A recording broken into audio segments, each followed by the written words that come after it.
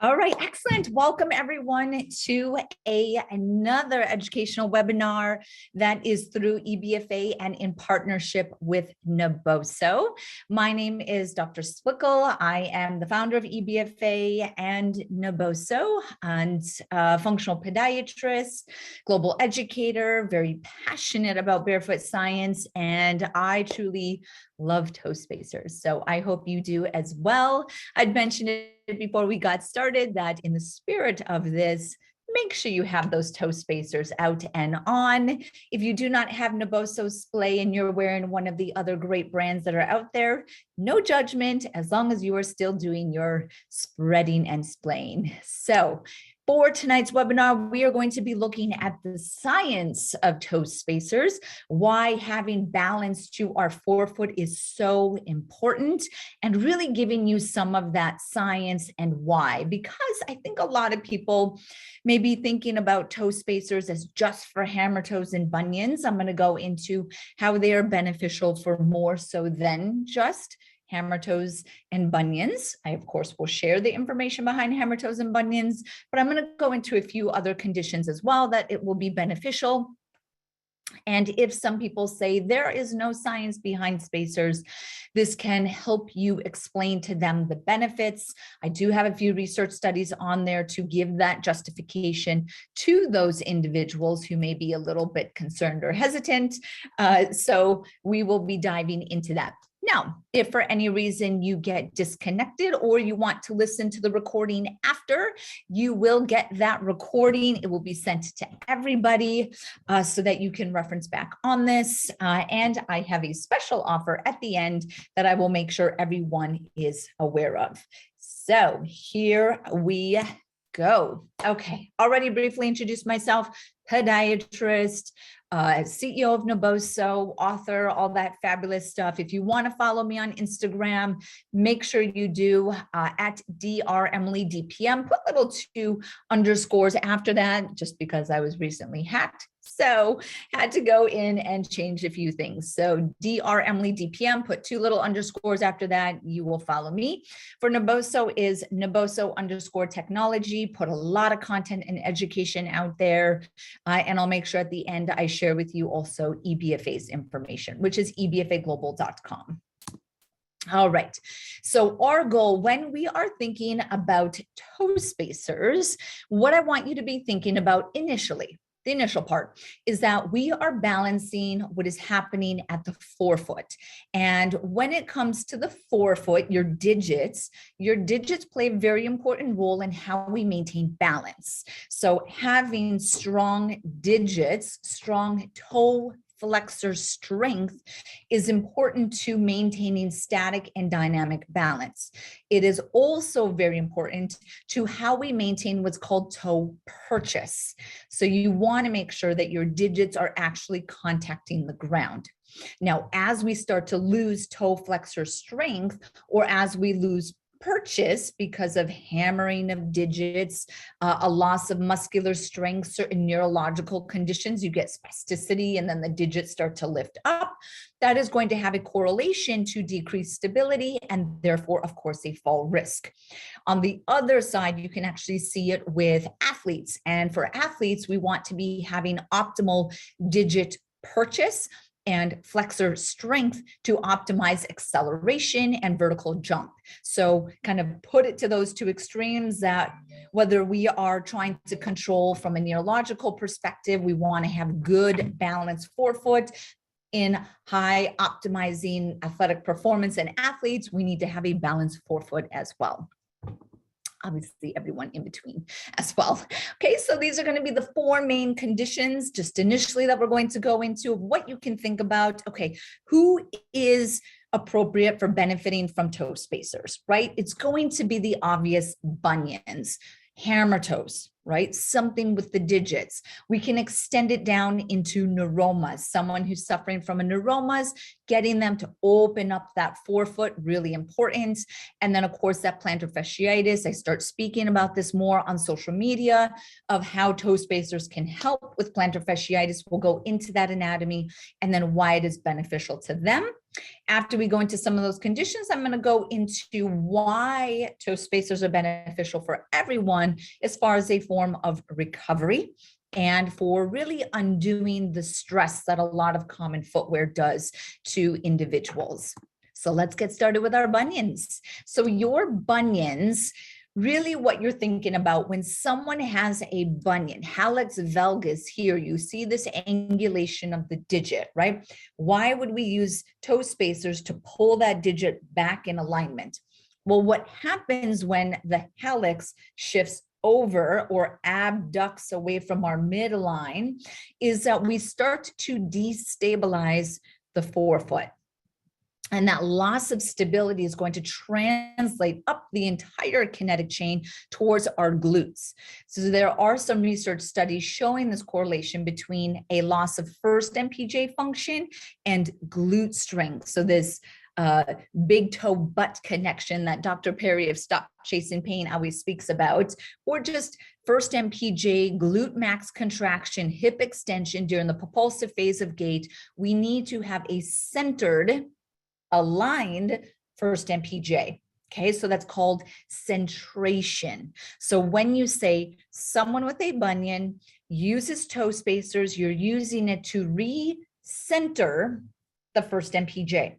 Now, when you center a joint, or in this case, the first MPJ, we start to align cartilage with cartilage. Now, when you are protecting joint health and minimizing the risk of arthritis, you want to have good cartilage over cartilage alignment.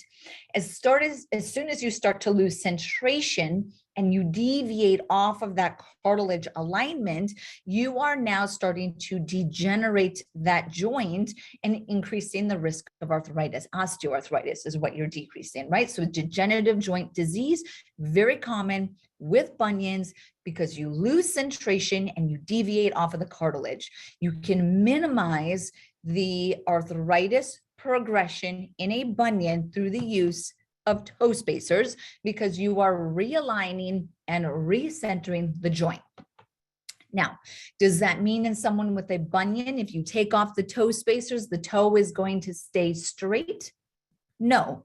So this is going to be used on the foot every day. And why someone with a bunion that I would recommend using it all day in your shoes, because we need something to mechanically put that joint back into a centered position to protect your cartilage. Okay. Now, what also happens, I'm going to go to the next slide when I talk about your sesamoids. So over here, right here, this is going to be the x-ray of someone with a bunion. Now, this would actually be considered a moderate to severe bunion. So moderate to severe bunion, we can see exactly what that would look like. Here's clinically, here's radiographically. Okay, now I'm looking at this. Do you see how the toe is deviated over? I have come off of cartilage, and then the other cartilage surface is over here, is completely misaligned, right? That's the arthritis risk that I was talking about.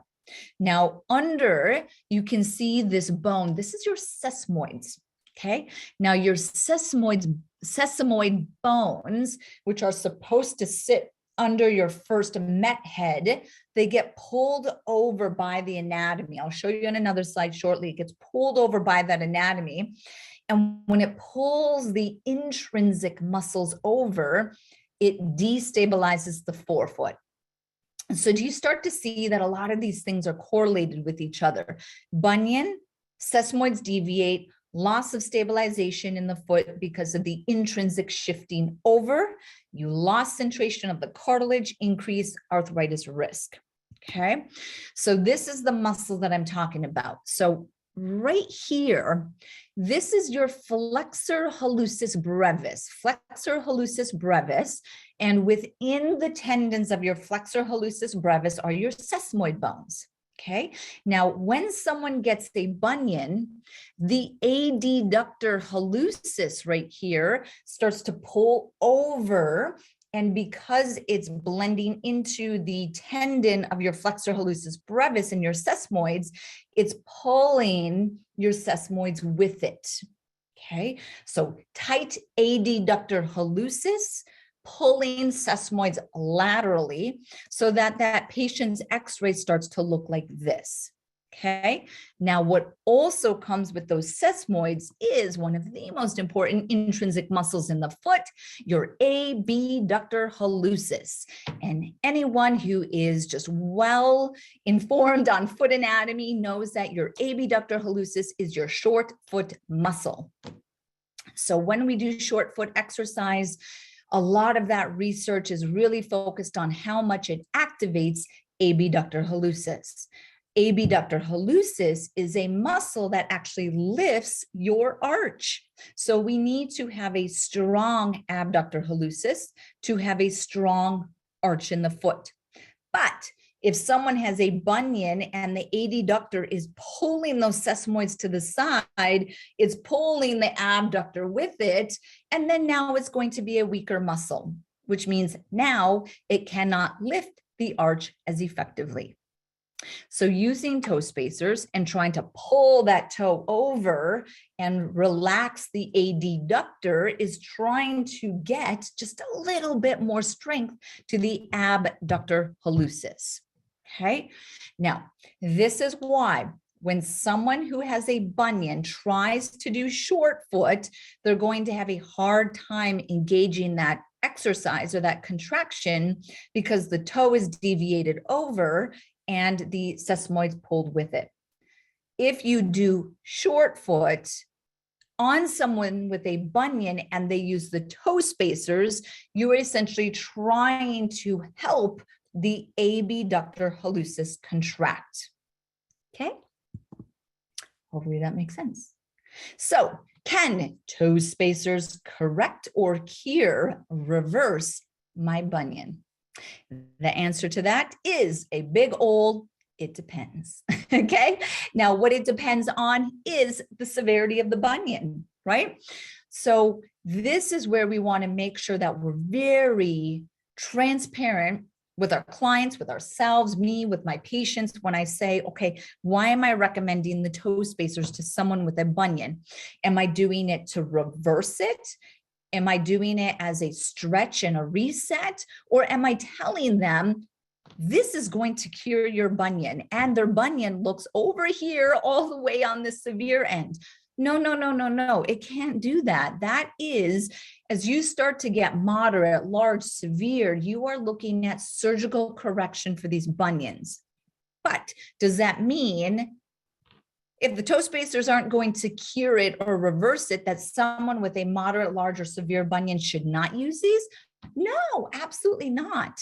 Because even though the goal may not be to cure the bunion or reverse it, I'm trying to keep them as functional as I can when they are taking their 5,000 steps a day. So yes, with a moderate or large bunion, I still want you using toe spacers because I want to try to help your intrinsics. I want to try to support joint centration as much as I can. And then if you decide to have surgery, awesome. I'm going to help you get a more functional foot. If you do not want to have surgery, no problem. We'll try to keep you as functional as possible and then understand where toe spacers can play a role in your foot and with that bunion. Okay, so from bigger picture, bunions with toe spacers this is where you want to be thinking about it in your shoes during the day when you're walking around. The reason is that we got to keep that joint aligned as much as possible so we can protect the cartilage and minimize the risk or the progression of arthritis. Okay, as much of the day as possible. Yes, yes, yes. As a form of recovery, if you happen to have a bunion and wear shoes that don't fit a toe spacer, understand, but can we make sure every night when we get out of our shoes that we're putting on our toe spacers as part of our foot recovery that we do every single night and that we believe in so much at Naboso is just that foot reset. Okay. And then the last one would be working out. If you have bunions, I want you using your toe spacers when you do your balance exercises. I saw one of our master instructors, Roberto, who signed on, and he teaches a lot of active aging barefoot balance classes. Anyone in that class who has a bunion bunion, I want them doing his barefoot balance workout with toe spacers on, because it's important to how they actually try to engage their foot, right? If you're doing Pilates, if you're doing yoga, if you're doing any exercise, really, I want you using those toe spacers, because the way that you push off and balance and squat and lift, right, is going to be dictated by your forefoot stability. Okay, so that's the way that you can start to think about the guidelines, the benefit, the why behind toe spacers and someone who has a bunion. Okay, I'm going to pause just for a moment to see if there's any questions specifically that relate around bunions, and then we're going to progress into the next condition. Okay. Great. So some people had said, what is MPJ? I do apologize. So your great toe joint, which is your first MPJ, is your first metatarsal phalangeal joint. So I do apologize. MPJ, that is the great toe joint. Okay, perfect. Thank you, Melanie, for answering and assisting me. Thank you, Evan, as well. Okay, now for short foot, if this is your first time kind of weaving into some of Naboso and EBFA's education, short foot is an exercise in which you activate your foot. So there is going to be many extensions and links and courses that you can go from this webinar into understanding foot exercises and foot function. Short foot, very quickly, is the action of pushing your toes into the ground. When you push your toes into the ground, it activates the muscles in the bottom of the foot. The muscles in the bottom of your feet connect to your pelvic floor, and they actually run all the way to your tongue. So through EBFA, we teach you how to activate your toes while pushing your tongue to your pellet. And we consider that toe to tongue stability. It's how we maintain posture against gravity. So that's a little tease into what short foot is. Okay, lots more. Okay, so Maria asked, do you need to buy wide shoes to wear toe spacers? And especially if you have a bunion.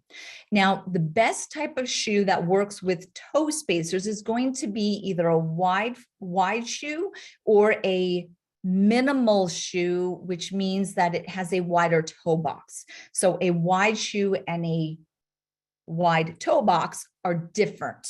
Okay, a wide toe box that many minimal shoes have is going to accommodate what's called splay or spread. So we want to splay, that's why it's called the Naboso splay, okay, is to open up and spread those digits and open up your metatarsal heads. So you would want to look more at like a zero shoe, a Vivo Barefoot, a Lems, a New Balance Minimus, something like that.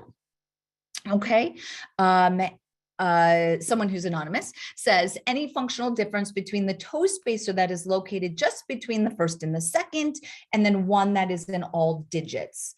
Obviously, the one that is in all digits, like the splay, is going to spread all of those digits versus just trying to pull that bunion over. I like the ones that are going to open up all of the digits so that we can create that full spreading and splaying. But that is a very good question, because a lot of people with bunions are going to look oftentimes just at the first, between the first and the second. Okay. All right. So we're going to continue on. We will get to more questions. We're going to continue on to our second condition, which is Hammertoes. This is one alongside with bunions that I'm sure you're like, oh, it's obvious, right? Why would I use toe spacers? Hammertoes is probably one of those that comes to mind. Of course, there's a lot more specificity to this than what is at face value. Okay. So now if you have Hammertoes, if your clients or your patients have Hammertoes, did you know that there's actually different types of digit contractures, different types? Okay, not every hammer toe is the same, or toe contracture is the same. So when we are approaching someone or ourselves with a toe contracture, we want to understand what type do we even have. Okay, now most people will consider them hammer toes. A true hammer toe is when the first joint that is closest to the MPJ, right, or the knuckle of the foot, okay, the first joint of the toe, when that contracts, only that joint contracts, it is considered a hammer toe, a true hammer toe. Now, if you have the contracture just at the furthest joint, the joint that is the closest to the toenail, that is a mallet toe. Mallet toes are very common in those that have a Morton's toe. So a Morton's toe is when you have a long second digit.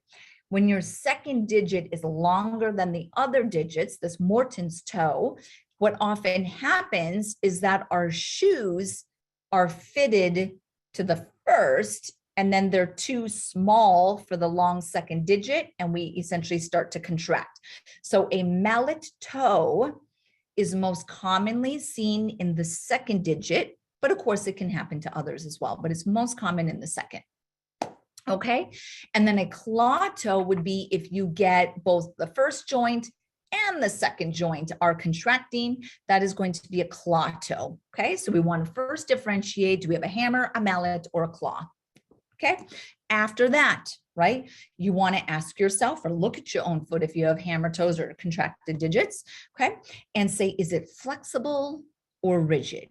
Okay, can you go down to the toe? And what I'm going to say for simplicity is I'm just going to keep calling them hammer toes, even though please know that it's mallet, hammer, or claw. Okay, go down to your hammer toe. Digit contracture synonymous. Go down to the hammer toe and pull it straight. Okay, if you can pull it straight and then when you let go, it goes boom, back in. That is considered flexible. Does your toe have the capacity to still sit straight? Even if you have to pull it, but it can go straight, flexible, okay? If you take your hammer toe and you try to straighten and it is stuck, then it is rigid. That means that that joint was inflamed. Inflammation creates stickiness, and you essentially have fused that joint in a contracted position. That is structural. It is rigid. It will not move. Okay. Between these two, flexible can be, in many cases, stretched and strengthened and corrected to eventually sit straight. Okay. Rigid are structural and can only become straight with surgery. That's the biggest difference here, okay? Now, if someone has flexible, they will benefit from toe spacers. If someone has rigid, they will still benefit from toe spacers for a slightly different reason. Okay, now let's just go one step further because I want to go into a third type of classification or type, which is going to be what is causing this in the first place. Okay, is it related to an extensor dominance or a flexor dominance? Now, the way that you can differentiate this is going to be if you are standing in one place. Now, short foot, again, is the exercise of pushing your toes down. So if we stand up, I'm going to stand up and I'm going to look at my toes and I'm going to push them down. If you know how to do short foot, do short foot. I'm doing short foot. I'm looking at my toes. If I get these contractures, as soon as I do short foot or I push my toes into the ground, I have a flexor dominant hammer toe. Okay, that's the first way you can test it. Relax your feet, stand with your feet shoulder width apart, do a heel raise, a calf raise. I'm looking at my toes doing a calf raise. If they are contracted, I have flexor dominant hammer toes. Okay, that's the two ways that you can see them start to pop out. They're considered dynamic hammer toes. Okay, so you do short foot, you do a heel raise. If your digits are contracting and buckling, in either of those tests or movements, it's a flexor dominance. Okay, let's go to the other one.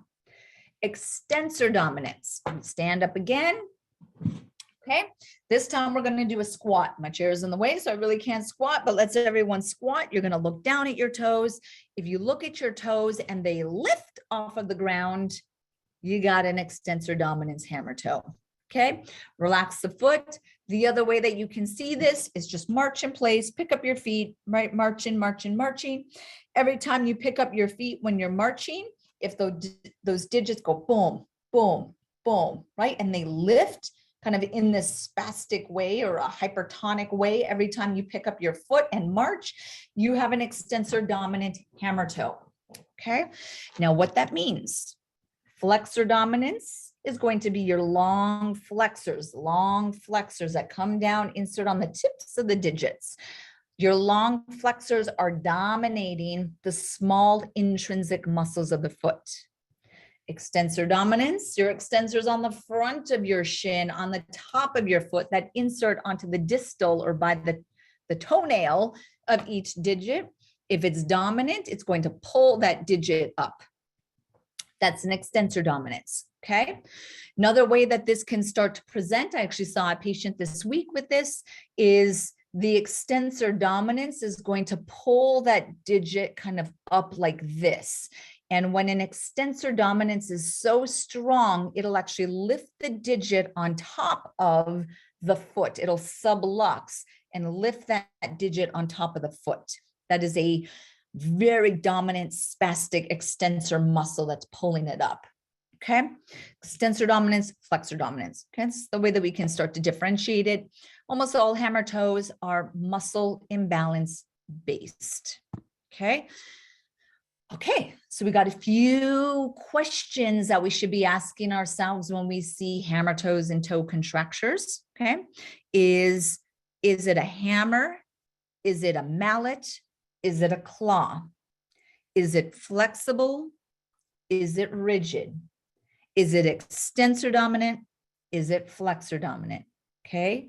Meaning also, is it a dynamic hammer toe or is it also kind of structural? Dynamic hammer toes only show up when they're doing movement, like short foot, heel raises, step ups, things like that. Okay, so someone with hammer toes, I want you to use these in your shoes because again, a lot of hammer toes are dynamic, which means every single time you take a step, you are reinforcing that muscle imbalance that is creating that contracture. How do these guys help? Toe spacers help in hammer toes because they give a mechanical advantage to the intrinsics, okay? The reason why I have someone with hammer toes wear toe spacers is not just to pull them straight and to stretch them. That's part of the reason. The main reason is that when you wear toe spacers in your shoes and you walk around, they're giving a mechanical advantage to the intrinsics. It's trying to balance out this muscle imbalance of either an extensor or a flexor dominance, okay? Which means also, I want you to wear them as much as possible, okay?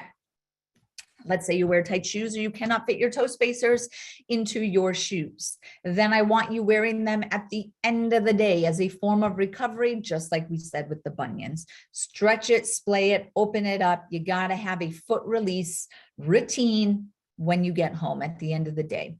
Okay. And then again, similarly, when working out.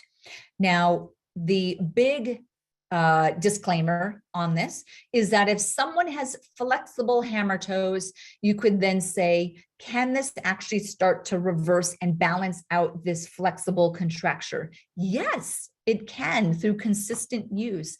You can start to see straightening of the digits, balancing out of the digits.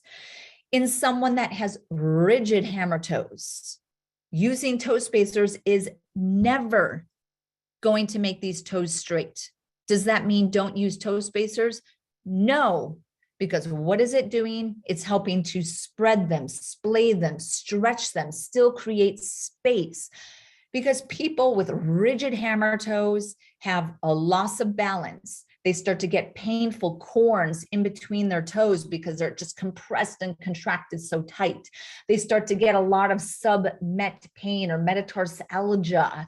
So we want to be able to reverse a lot of that just constriction and contractures and tightness in their forefoot and to spread and splay and open them up, even if they stay contracted and rigid, because that's the way they're going to stay. You can start to still spread out those digits a little bit and create some balance. Okay, so that's the way that I want you to understand that flexible, rigid aspect, because some people may say, why am I using hammer toes if I have rigid hammer toes? Or why am I using toe spacers if I have rigid hammer toes? Or some people may tell someone inappropriately, using toe spacers is going to reverse your hammer toes. And that individual has rigid hammertoes. It is not, right? We need to make sure that we're very clear and transparent with these individuals. Okay. Any questions? I'm going to pause now to see if there's any questions that relate to hammertoes. Okay. Let's see. Okay, here's a great one. So Stu said, I get cramps. So I get cramps that are happening in the digits. And this might not be your exact comment, Stu, so I do apologize, but I'm going to kind of weave into what I do hear a lot. Do you ever hear that some people will say at the end of the day, when I'm sleeping and relaxing to go to bed, my digits just start to like spasm and like a toe will lift and it's like the muscles contracting and it like won't let go. My mom says she always gets this, right? And then it's just like, okay. And you try to massage and release, right? To get that like toe spasm that happens at night. 100% using the toe spacers consistently is going to spread, release, stretch, and open up that forefoot so those toe spasms start to decrease. So that's something great. I know, Stu, that was maybe not what you meant, but you never know. Judith says that she gets toe spasms when she does short foot exercises. So that can be very similar as well. Make sure you're releasing, you're stretching, you're splaying, all of that when you are doing this. Okay. Let me see if there's anyone else. So Meg says, is it best to wear toe spacers during activity only, or is it still helpful even when sitting? Great question, right? Working from home pandemic. Yeah. So you don't have to be moving to benefit from the toe spacers. You can be wearing these all day on your feet and you are sitting, just sitting, right? Sitting at your desk. Maybe you stand at your desk, maybe you're reading a book at the end of the day. You still could benefit from the stretch of all of those small digits, all the muscles. We'll talk about that shortly with our plantar fascia. So yes, there is still a benefit. So great question. Okay. Sandy asks, can it help people in their 70s? Absolutely, it can. Now, the benefit to someone in their 70s, as we're pushing a little bit higher up, what starts to happen is that any imbalance that we've seen, let's say in our digits, starts to become a little bit more structural. So the tendency for someone who started as flexible hammertoes, as they get into their 60s, 70s, and plus, you're going to now start to see these imbalances become more rigid. So you would still, yes, even in a rigid hammertoe, even someone in their 70s, you really want to be using the toe spacers because you are stretching, you're opening up, you're creating space, you're improving balance. All of it is super important. Okay. I'm going to see if there is one more question, then we're going to continue on to our next topic. Let's see. So Justin says, you mentioned metatarsalgia with hammertoes. How do toe spreaders influence or help metatarsalgia? So if you have never heard of metatarsalgia, what that means is just a fancy word that means pain in the ball of the foot. Okay. It is as vague as saying low back pain. Right? It's just kind of a catch-all of a symptom. It's not a diagnosis. Now, what metatarsalgia or pain in the ball of the foot comes from, especially as it relates to hammertoes, is going to be when your digits contract, it starts to create retrograde pressure. So the pressure from your body weight, right? And when you move, retrograde means it's going to come back behind and down onto those met heads, i.e. the ball of the foot. So people with hammertoes get ball of foot pain around the digit that is contracted. So if you have contractures in 2, 3, 4, 5, typically that patient will say, or that individual will say they have diffuse or the entire ball of their foot hurts, diffuse metatarsalgia. Okay, the cause of the metatarsalgia is the retrograde pressure from the hammertoes. So Justin, the way that toe spacers would minimize metatarsalgia is it straightening the digits, stretching and opening everything up, trying to balance out the muscle imbalance that created them in the first place to then minimize retrograde pressure to the ball of the foot. Okay. Hope that helps. All right, let's continue on. More questions will be answered. Do not worry. Okay, next up, we got neuromas. Okay, now a neuroma is a ball of scarred nerve tissue that is found in the ball of the foot, typically between metatarsal 3 and 4, although it can be in between all of your metatarsals. So it's not just between 3 and 4. The one between toes 3 and 4 is classically a Morton's neuroma, okay? When it's in between those digits, that's what it's called. When it's between any other digits, it's a neuroma, okay? Now, typically what happens is that someone will complain about a sharp pain in the ball of the foot when they roll forward to take a step. They may feel like there's a pea or a wrinkle or a pebble or something in their sock, and they take the shoe out, they take the sock off, nothing's there, put it back in, and they're just like, oh, it's so weird, like there's something that I'm stepping on, right? You may get tingling and numbness into the digits. It is classically on the inside of the digit. Okay, and that just has to do with the way that your digit nerves run and innervate the toes. Okay, now what causes a neuroma is going to be compression of the forefoot. Now, are you compressing the forefoot because you're wearing tight shoes?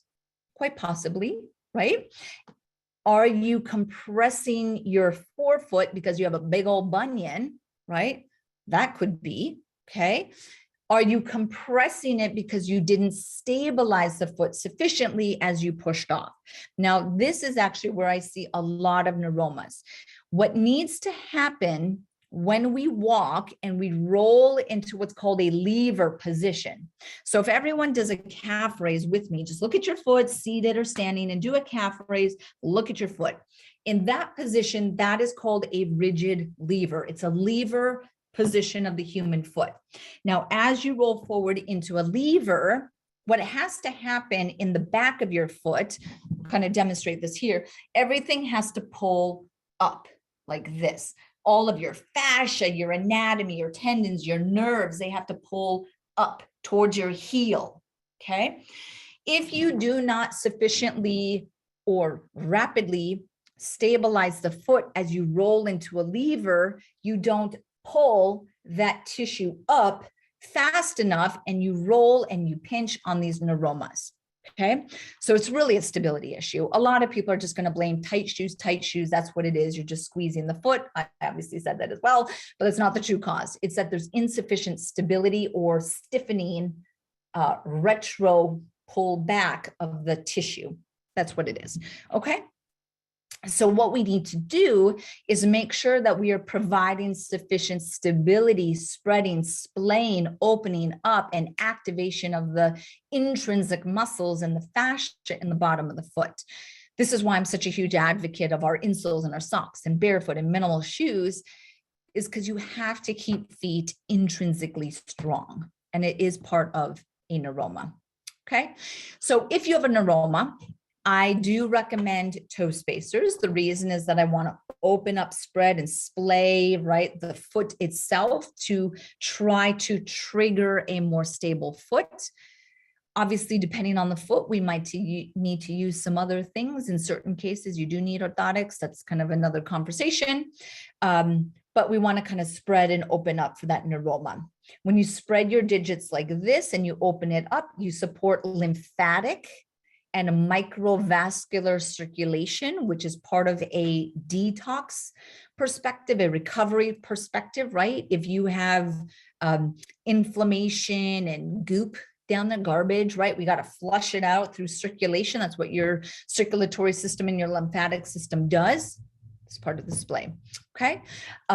Also, in conjunction, you can start to support and take tension off of those met heads. Really, I would use toe spacers and a metatarsal pad in combination. That combination for that. Okay, so wider shoes, toe spacers, and a met pad. That would be my stack or my trifecta for someone with a neuroma. Use it in your shoes as much as throughout the day as a form of recovery or when working out. So it's going to be the same as the other ones. You'll see a trend. Okay, now little pause here again to see if there are any questions. I'm just going to take real briefly these just for the sake of time. Okay. Let me see if there's any questions related to here. Rochelle says, when I look up splay, lots of articles come up as if it is a deformity and not a good thing. I thought wide splay was a goal to strive for. So that is correct. So that is actually a very good question. I'm not sure what you're looking at. You can totally inbox me to make sure.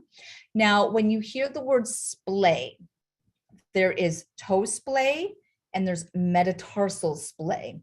Metatarsal splay is the spreading of each metatarsal away from each other. Now, when they pull away from each other, they trigger the nerves in the fascia to stabilize in the foot. So met splay and toe splay are how we create a stable foundation. It's how we increase skin to surface contact. It's how you maintain balance. It's how you release energy. So splay equals good. Now, does splay make your foot wider? Yeah. So if you start to do a lot of splay and barefoot and toe spacers and you can't fit into your Manolos anymore, then maybe you consider splay a bad thing, but I don't know, right? Maybe don't buy those $1,000 shoes and put it towards more Vivos or something. But splay is definitely a benefit, a positive, okay? One last question, then we're moving on. Rachel says, can you wear toe spacers during sleep? Is it the same effect? Now, you can wear them when you sleep. At Naboso, we say to not, but I have to think as a company from a liability perspective. Let's say you wear these toe so long and you, for some random reason, cut off circulation, and now that's a liability that you lost circulation to a toe. I don't want that on my time, right? So we say to not wear toe spacers at night when you're sleeping. We recommend it any other time. Does not mean that if you wear them when you sleep on your own discretion, it's a bad thing. It's your own discretion. Okay. She's saying, you mentioned 70s. Can they be used in elderly as high as 100 years old? Absolutely. You could use it for 120 years old if you want. They might have a hard time getting them on, so they might need some assistance. That's the only thing. Okay. All right. So we're continuing on. Your plantar fascia. That is going to be the last condition that we go into. And then I got a couple research articles for you. And then we got some other real quick pearls. So we are just continuing on. Thank you guys for being part of this webinar. Just a few more minutes as we push through. And then I do want to talk about the brand new splay that we're launching, most likely Memorial Weekend, just a few delays at the factory because of our friendly COVID. Of course, that has to be in the way of most things. Okay. So let's continue on to plantar fasciitis. So how do toe spacers, how does something at your digit benefit tissue that originates at your heel? How is that possible, right? Look at the origin of the plantar fascia, but look at where it inserts. So it's inserting on the base of your digits, right? So when someone starts to get stress and strain to their plantar fascia, oftentimes it's because of a lack of elasticity and stiffness within the tissue. So you start to get micro injury. So part of what we like to maintain through a healthy plantar fascial tissue is that we're not just thinking of how our plantar fascia blends into our Achilles tendon, but we want to think about how our plantar fascia inserts into the base of our digits. Now, if you look at this cadaver image here, you can see your plantar fascia coming across the arch, thick band of tissue, and then it's splitting into 5 slips.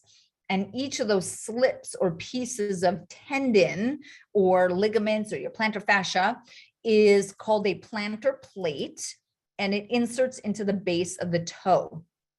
So by wearing toe spacers and opening up those digits and stretching them, you are inherently starting to stretch your plantar fascia. But there's more. because your plantar fascia, as it comes into the digit as a plantar plate, it goes horizontal and it becomes what's called a deep transverse metatarsal ligament. Next page here, look at this. Look at this beautiful tissue. Met head, connecting each of these met heads to each other is this ligament, which is your plantar fascia, which blends into your plantar plates, which inserts into the base of the toes. So all of that anatomy around your MPJs is plantar fascia. So when you use toe spacers and you stretch and you splay and you open up and you support forefoot alignment, you are opening up, supporting that plantar fascia all the way back to your heel. This is very important to your lever position. Okay. You want to have a strong, stable, balanced lever. And part of that is going to be linked to your plantar fascia. Okay, so to maintain healthy plantar fascia, if someone does have active plantar fasciitis, in addition to everything else that I recommend for plantar fasciitis, including releasing with the Neuroball, using our insoles, etc., is going to be using toe spacers. Okay, so you could justify your recommendation of toe spacers for plantar fascial issues by saying your plantar fascia blends into the digits, becomes a ligament. So stretching and splaying is actually stretching your plantar fascia.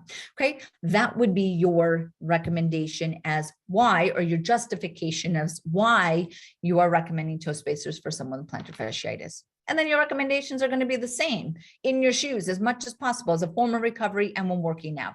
Okay, we want to make sure that we are balancing this out as much as we can throughout the day, because that's when you're stressing your fascia, right? It's the one thing that I've learned as a podiatrist, especially a podiatrist practicing in Manhattan, is that it is the day-to-day stress of just walking around, walking to work, walking our dog, running errands, or whatever it is, that is placing so much stress on our feet. It's not the workout in the gym. It is this small micro stress that accumulates day. That is where we're actually starting to break down. Okay. So that's why I'm such an advocate of using the toe spacers during the day in your shoes. Okay. If your shoes can accommodate. All right. So what I'm going to do for the sake of time is I'm going to go through the rest of the slides and then go into answering some of your questions. Now, many of you have awesome questions. So if for some reason we do not get to all of the questions, I'm typing in my email. And I was going to give you a different email, but I'm actually going to give you my real email. Not that I wasn't going to give you my real email. I was going to give you just a general info at Naboso, but I'm going to give you dremily@naboso.com. So dremily@naboso.com. That is going to be the email if you have a question and we do not get to it. Okay. So we are going to continue onto our next slide. So if you are looking at the benefits of toe spacers beyond Hammertoes, Bunions, Neuromas, plantar fascia, right? Is there more benefit? Of course there is. Okay. So these are a few research studies to start exploring where we could start to see these additional benefits. So this is a research study, 2018, the effects of toe spacers, spreaders, call them what you want, right? Put splay, Naboso splay, right? The effect of toe spacers on plantar pressure and gait in chronic stroke patients. Okay. Now, what happens in people who start to get various neurological injury and disorders, neuropathies, stroke, MS, Parkinson's, etc., spinal cord lesions, all of that is that you will start to see that they get what is called a neurological foot. Okay. A neurological foot is that your foot starts to get pulled in like this. Okay. This is a high arch. And I've had many patients, various neurological conditions come in and they're saying, ever since this one foot, right, since my diagnosis, the last 5 years or few years, I'm noticing my foot becoming more like this. Okay. what is happening is that you lose this muscle imbalance between the anterior and the posterior, the extensors and flexors. The intrinsics start to become really weak and everything gets pulled in like this. So the arches lifting is becoming more and more rigid. You lose ankle mobility and your digits, boom, start to lift up. Okay, classic neurological foot. So you're going to see it in strokes. As your digits come up, now the digits contracting, retrograde pressure. That was my answer to Justin, right? So Justin, we were talking about metatarsalgia. So people with strokes and that hammering are going to have a lot of metatarsalgia, hot spot plantar pressure. So here it's saying the feet make the initial contact with the ground when walking and critically control both posture and gait. Hammertoe claw toe contractures is a structural change that the foot develops after a stroke or neurological injury. Put anything else in there. Triggering functional change affecting both the lower legs and balance. Now, what they did is they used the toe spacers as an intervention for this study, and they saw that all gait variables significantly improved when the toe spacers were used. So their conclusion was that toe spacers may improve overall gait and spatial temporal gait parameters in chronic stroke, okay? All right, so now you could say, instead of just thinking of locally hammer toes, I want to straighten the digits, go big picture, go function, okay? I need to maintain functional movement in my client. My client has a neurological condition or had a stroke. I don't want them to fall. Here's a research study showing that using toe spacers can improve balance and stabilization in someone so they can walk better and not hurt themselves, right? So we're taking something that is very like, it's hammer toes, right? Man, they're ugly, right? No, we're talking about someone not falling, someone being able to move, feel more stable. They have more movement confidence because we're helping them actually contact the ground with their digits, right? Add in a Naboso insole with that and boom, right? We are really helping to reduce falls. So if you work with anyone who is baby boomer, neuro rehab, medical fitness, any of that, neuropathy patients, here now you could say this is a balance tool, right? I love it. I love it. Okay. All right. Here's another one. Balance, right? It's just another study to validate the other one. Okay. Immediate effect of toe spacers on balance in subacute or chronic strokes, right? Stroke happened to be researched more so because of that kind of neurological foot that is a result. Their conclusion here is that the conclusion drawn from the study is that toe spacers have a significant effect on improving balance in stroke. Great. Okay. 87% reduction time in getting up. That's awesome. 87%. That's huge. Right? And then showed an enhancement on a Berg balance test. Okay. Another validation. Love it. Okay. Here's another one by Lee. It might be the same Lee as the first study that I showed. Immediate effect of using toe spacers on the tibialis anterior and the peroneus longus muscles, right? Can we balance the way that these extrinsic muscles are controlling the foot? For those that know anatomy well, your tibialis anterior and your peroneus longus control your first ray of your foot, which controls your big toe joint. Okay. So it's essentially saying, if you use toe spacers, does it balance out the stabilization of your first ray to become a lever in a better way? And this study was saying, yes, it does, right? It balances out the muscle activation of the extrinsics to create more medial lateral support during walking, right? Which I take that support, the greatest demand on the tibialis anterior and the peroneus longus during gait is when it is in a lever, calf raised position, right? We do that position when we push off to take a step. If I can make a lever more stable in the ankle and the forefoot by using toe spacers, I'm sold. It's $20 and you're helping someone get a more stable lever position. Huge, right? Okay, let's get into some success tips here for Naboso. Okay, Naboso splay, not Naboso in general, just Naboso splay. So you can obviously see these pictures here. There were some pictures throughout that were showing the brand new splay. So this is our current splay. They're the cameras. This is our current spray. Many of you have them. Great feedback on them. They're very comfortable. They're soft material. They hook around the digits, which keeps them more stable on the foot. I also really like the hooking around the toes for people who have short toes. Some other brands that don't hook around the toes, a lot of my patients with shorter toes kept saying they fall off. The softer material is to create more comfort for those. Now, compared to here, the new splay that is launching end of May, we're just spoke to my husband about kicking it off Memorial Weekend, so stay tuned for that, is that you can see it is slightly different from a coloring perspective. There's a little bit of texture on it just to create some ooh la la on it. Okay, the Naboso logo is obviously engraved on there or embossed on it. And the best part is that it is a high quality material.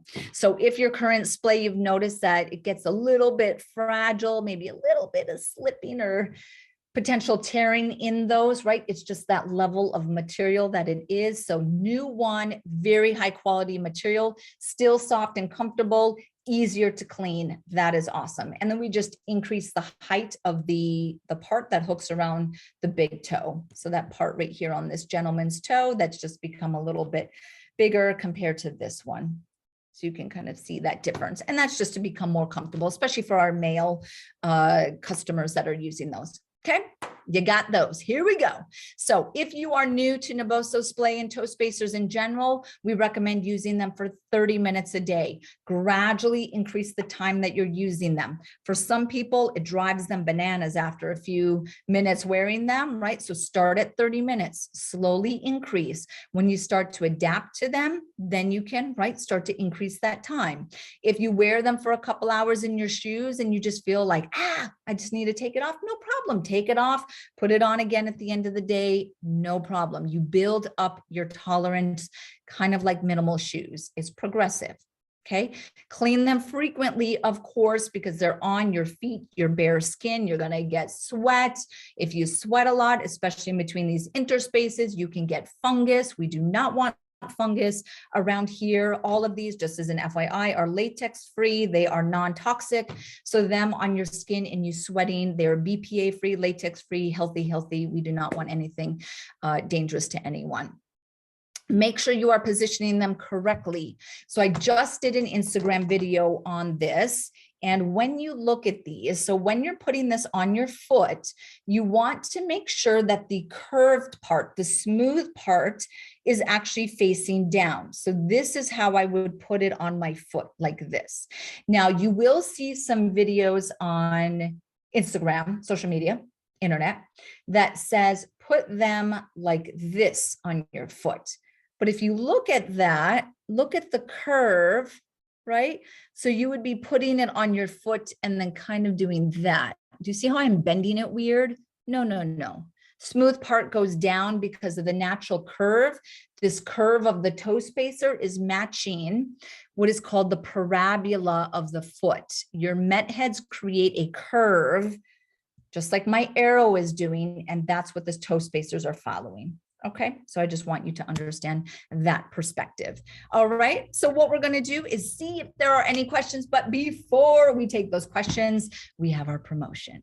Okay, so write down this discount code, BOGO50, through Sunday night will get you buy one, get one 50% off. Okay, so buy one, get one 50% on those toe spacers, Naboso splay. Go to naboso.com. Naboso.com. This is around the world. Enter BOGO50. You will get one splay, buy one splay, get another splay 50% off. There is no limit. So if you buy two splay, you get two splay 50% off, which is awesome. Okay, so make sure you stock up on those. All right, so I am going to answer any questions for the next 3 minutes, and then we will wrap up just to respect everyone's time. Awesome. Okay. Terry said Freet is another good brand of wide toe box shoes. Freet. I had actually not heard of that one. So thank you, Terry. MP suggests Ultra, another great brand. Thank you very much for those suggestions. Zero Shoes, love those. Great. Thank you so much. Judith says she uses toe spacers with yoga. Absolutely 100%, 100%. That is great. Can splay be worn on top of 5-finger socks, such as Injinji? Yes, 100%. So please do know you could wear them over toes separated socks like Injinji or any of the other brands that might be out there. Awesome, awesome. Yes, Anya's review. So Anya's reviews.com. She's actually a reseller of Naboso. So we love Anya. She reviews all of the different wide toe box shoes that are out there. This is in all countries. So some of them are very specific to Europe. Europe actually has a lot of minimal shoe brands that are out there. So go to anyasreviews.com. Check her out also on Instagram. Her reviews are great. And as I had said, she's also a reseller of Naboso. So check those out. Let me see if anyone else. Yes, so applicable to CMT, Charcot-Marie tooth patients, 100%, Paul. So yeah, CMT, which is a sensory and motor neuropathy, 100% CMT classically gets digit contracture. So yes, you would want to use it in CMT or Charcot-Marie tooth. Okay. Carol asks about the metatarsal pad. This is what a metatarsal pad is. I actually have it on the base of an insole I was showing a patient. So this is a metatarsal pad. You would place it on the foot like that. So do you see how I'm not on the ball of the foot? I'm just short of the ball of the foot. That's where you place the met pad when you have a neuroma. So toe spacers, met pad just short of the ball of the foot. That's what you would do for a neuroma. Okay. Excellent. Great, great, great. Let me see if there's anyone else. Can you wear spacers during sleep? Answered that already. For flexible dominant hammer toes, would you recommend the straps in addition to toe spacers? The straps in addition to the toe spacers. Not necessarily. You could tape the digits down, but that would actually be more of a extensor dominant that you would want to do that. Okay. Here we go. Last question I'm going to answer. And then anyone who has any additional questions, I'm going to give my email one last time. So everybody has that. dremily@naboso.com. Last question was a great one from Ruth. Ruth in Florida. How are you? She asks, is it normal for someone to have all of the hammer toes except the big toe? So is it common to see 2, 3, 4, 5? Or is it more common to see 1, 2, 3, 4, 5? Okay.